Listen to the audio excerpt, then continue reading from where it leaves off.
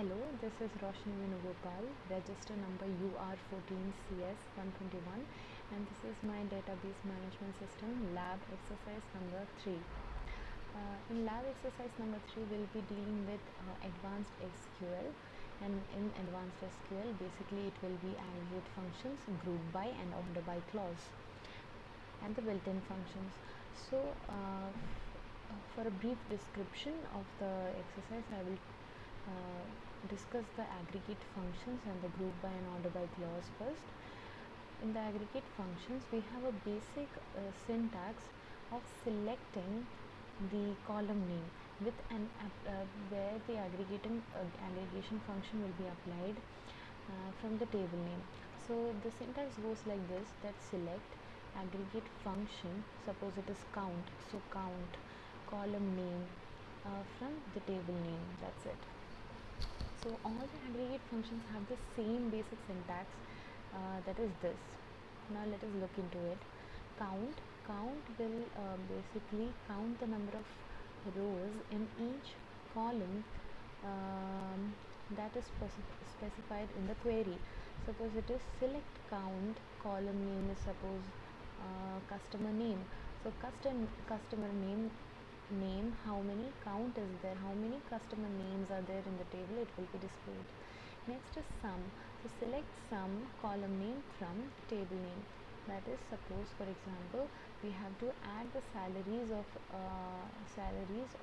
all the customers, and we can do select sum salary from table name. Next is min. As the name suggests, from the whole column the most minimum value will be selected and will be displayed on the screen. Similarly, max also, the maximum value in the column name will be selected and displayed on the screen. Next is minimum, and then maximum, and then average. Average is the same, that is the whole sum divided by the total number of columns will be done, and the average will be displayed. The next is round functions. Basically the number, that is we can see the syntax over here: select round, column name, comma number. So this number gives the number of digits that have to be truncated or rounded up till. For example, if it is 12.642, a number is there. If you do round 12.642 comma 2, then 12.64, only these two numbers will be considered. Next is group by function. Group by function is also is used with the aggregate functions, that is these above functions are used. The next, so why is it used? It is used to group the identical data and display it on the screen. Order by is used for sorting the output in ascending or in descending manner. So the quiz I'll be discussing now. So display the number of customers. So number suggests that we have to give the aggregate function, that is count. So I have given the count. What is the maximum quantity that has been ordered? So maximum quantity. So quantity, therefore maximum ordered quantity from the order quantity table has been taken. Next is display the minimum, maximum and average prices. Now the aggregate functions can be written in a single line. They needn't be written in separate lines. So single line by giving commas. So I have given commas over here, as you can see, and I have in a single line itself I have mentioned the whole query. So max price, min price and average price have been displayed accordingly. Next is average price. Again the average of the question is the average price of each product. Now by each product they mean that we have to group the products according to the product ID. Therefore we use group by product ID.